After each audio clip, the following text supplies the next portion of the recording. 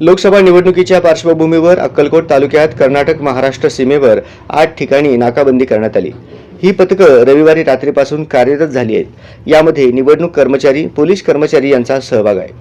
लोकसभा निवडणूक पार्श्वभूमीवर दिवसा 4 तर रात्री 4 पथक कार्यरत असणार आहेत। प्रत्येक ठिकाणी निवडणूक व पोलीस कर्मचारी असे 3 कर्मचारी त्या पथकात असतील। या पथकाकडून वाहने तपासली जात आहेत। मोठ्या प्रमाणात रोख रक्कम, शस्त्र आढळून आल्यास थेट गुन्हा दाखल केला जात आहे।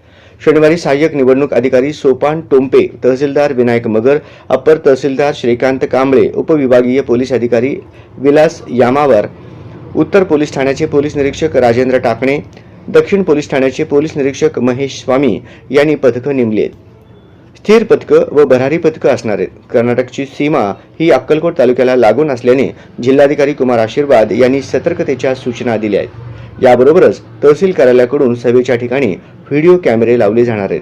त्यासाठी 4 पथक नेमली आहेत। 2 तपासणी पथक असणार आहेत। खर्च नियंत्रण टीम, नियंत्रण कक्ष असणार आहे।